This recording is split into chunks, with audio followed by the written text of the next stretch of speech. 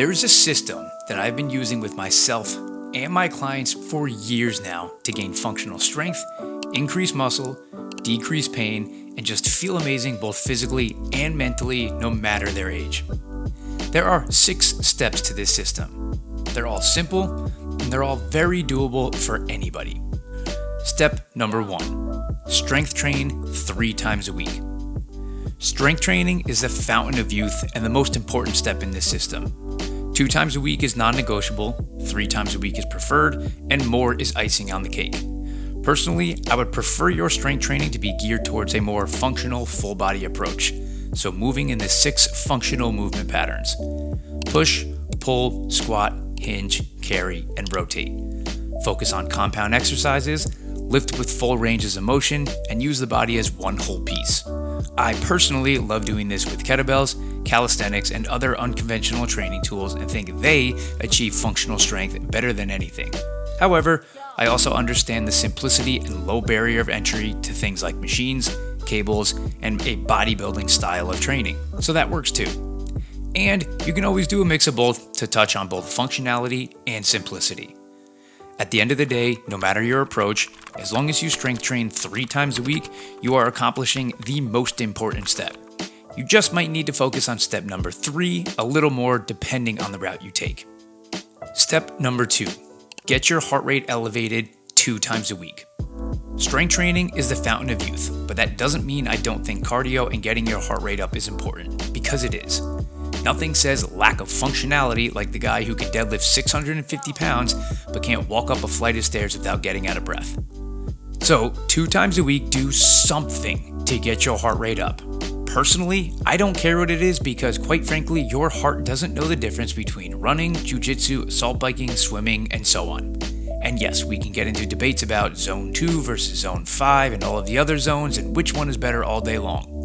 But we aren't going to do that today. Just get it elevated doing something you don't hate. And yes, you can kill 2 birds with 1 stone here and get your heart rate elevated while lifting by doing strength circuits with minimal rest. I believe that is a very simple and time-efficient way to do both steps 1 and 2 if you have a very busy schedule. Step number 3, consistent mobility. Now, I would really prefer to say daily mobility here, but I understand that probably isn't realistic for most people. So consistent is our goal. And I'm not asking for much here, just the consistency. You don't need to spend 30 minutes a day stretching, doing yoga, or mobility drills. Just don't completely neglect it like most people do. Make your warm-up intentional and focus on your tighter areas for just 7 to 10 minutes. Go just a little bit lighter on exercises and practice full, deep ranges of motion. Drop into the bottom of a squat for a few minutes a day to open up your hips and back. Hang from a pull-up bar to decompress your spine and shoulders. Little things like this don't seem like much in the moment, but they will add up and go a long way in decreasing pain, discomfort, and tightness. If you train in a functional manner, much of your mobility will be taken care of for you just by the training itself. But if you don't, you need to be adamant about applying this step. Step number 4, optimize sleep. No, I'm not going to sit here and tell you that you need to get 8 to 9 hours every night, and if you don't, then you suck. If you can, then that's awesome, go for it. But chances are that's not doable for you all the time because life. If you have kids and work 60 hours a week, 8 hours might be a pipe dream. Look, I've been in those phases of life where I had to get up at 3:50 in the morning almost every day, so getting 8 to 9 hours was never happening. But what I did was try to get the best quality of sleep I could to maximize the hours I was able to get.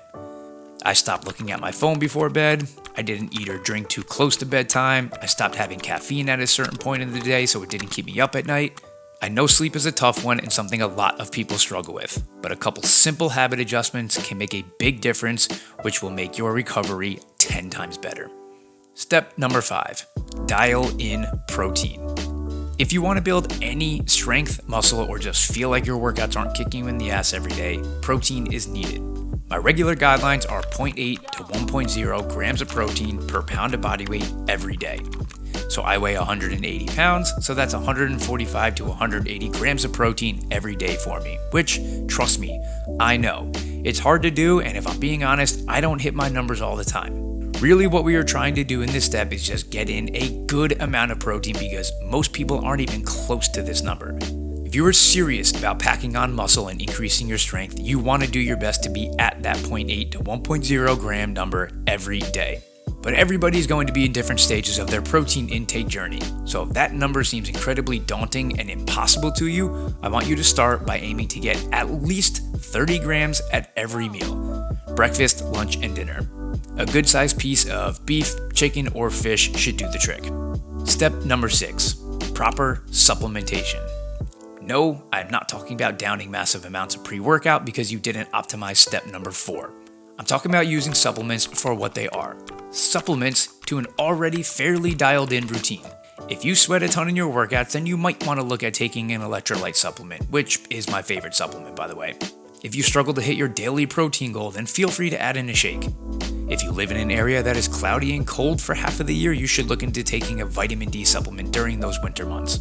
If your joints are feeling a little extra creaky, then look into some fish oil. And everybody should be taking creatine because, well, it's very cheap and has insane benefits both physically and cognitively. There's a ton of other great supplements you can look into as well. Those are just the most common ones.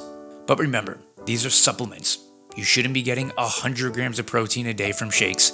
Vitamin D pills don't completely replace natural sunlight, and taking fish oil isn't going to make your joints magic and let you deadlift 600 pounds every day. Proper supplementation isn't a quick fix magic pill, but it definitely helps when you're looking to maximize strength, muscle, and longevity.